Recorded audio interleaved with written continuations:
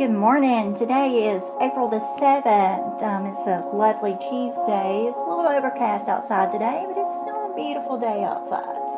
See all the flowers, go outside and listen to the birds sing. Hope y'all are enjoying your learning from home. And I hope y'all enjoy my nice, relaxing music. This is ambient study music, so very nice concentration. So I hope you all enjoy listen to this. So let's get right into our lesson. And so our lesson today, we're doing lesson 19. It's called unit rates.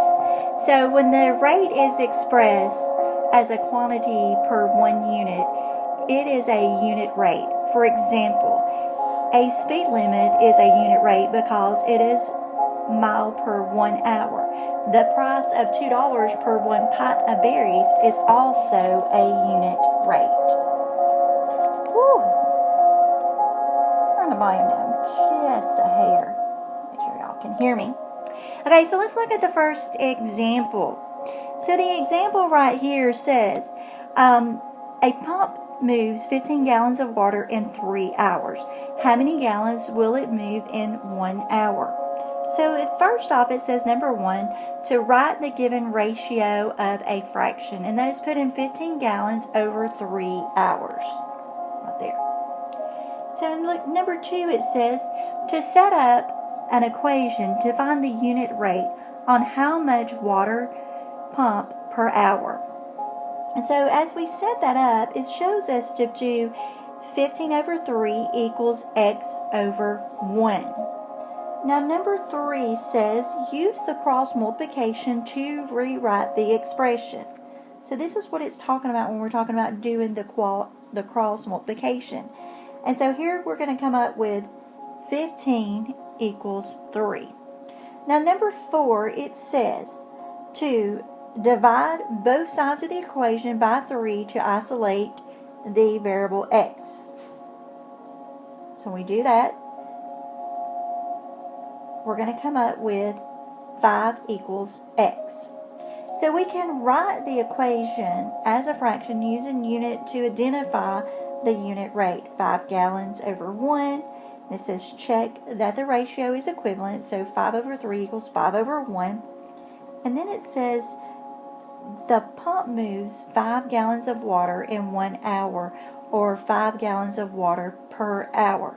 Now, the simplest way that I'm going to tell you how to work out this problem is, and the way I would work out this problem is I would just simply say, let's divide 3 divided by 15. And we know by looking at that 3 will divide into 15 5 times, and it will do it evenly. So there we go. Come up with the same answer with a lot fewer steps. So let's look at our test example. Let's go. So here in our test example, it reads right here, number 1, James makes $100 in 5 hours. How much money does he make per hour? And so we have our different choices here, and then it shows us our answer here, but let's look at how they come up with this answer.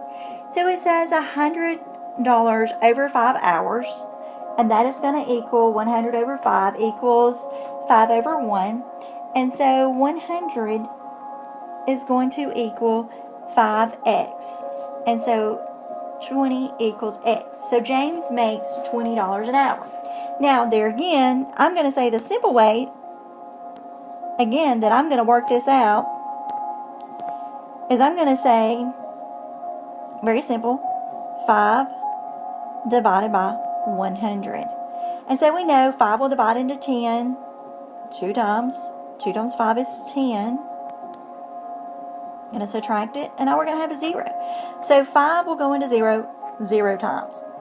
And there again, here we come up with our answer of $20 per hour. Now over here, it gives us strategies. So there is a shortcut to solving a unit rate problem. Write the given ratio as a fraction as 100 over 5. And then it says to divide the numerator by the denominator. So it's right here, it shows us that we're going to divide 100 divided by 5, which is going to equal 20. And then it says to write the new ratio as a fraction using 20 as the denominator and, 20 as the numerator and 1 as the denominator. So, but there again, I think it's just so much easier just to go ahead and divide it, and that's going to give you the same answer. Okay, so let's go on over to our practice. In our instructions in our practice, is it says read each question, select the correct answer, and this one is one of the ones that says that you may use a calculator. And I've mentioned this to y'all several times about when we are doing our tape test, is that there are some sections of the tape where you actually can use a calculator and that it will give you certain helpers. And so in unit rates is one of the ones that's going to let you use a calculator. So just want to make sure that y'all are aware that you can use a calculator. Not to say that you have to, but you can always work the problem out yourself if you want to, and then go back and just check it with a calculator to make sure that you're correct, since it is giving you that option, because we all are human and we do make mistakes. Lord knowing I make plenty a day. So with that being said, let's get to our practice. All right, so let's look at number 1. So number 1 reads, George drives a delivery route that covers 320 miles each day. He works 8 hours per day, and so how many miles does George drive each hour? And so there again, I'm just going to simply say, well, let's look at this. Let's just divide it. So let's say 8 divided by 320. Now we know that 8 is going to evenly divide into 32 4 times. So 4 times 8 we know is 32. We're going to bring down our 0, and 8 will divide into 0 times. And so there we go. So number 1 is going to be D. Alright, so let's go forward. Number 2. Now, Juanita sold 30 hamburgers at the ballpark and made $210.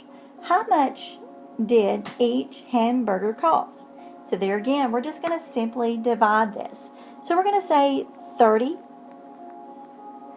How many times will 30 divide into 210?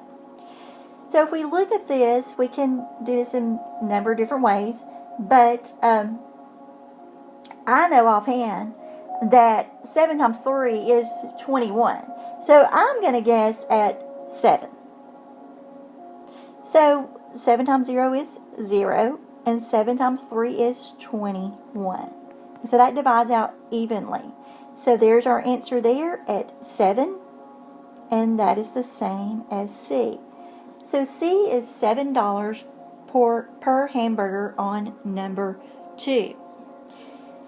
Okay, so let's go to our next slide. So there again, I worked out the first 2 problems for you. And there again, I just want to make sure that y'all are aware of this little calculator over here. And this, look at that calculator right there. Anytime you see that, that means that on your tape test that you can use a calculator. Remember, in unit rules, you can use a calculator. Right here, you can use a calculator. Okay, so let's look.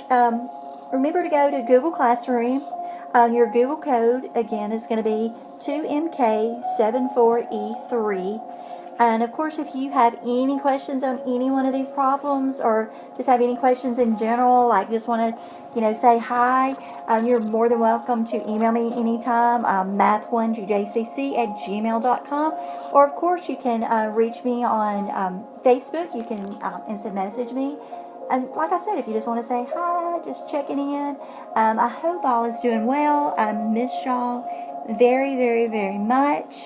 I hope y'all are staying safe, making sure you wash your hands. If you go out in public, make sure that you wear a mask. Do miss you all and look forward to seeing y'all very soon.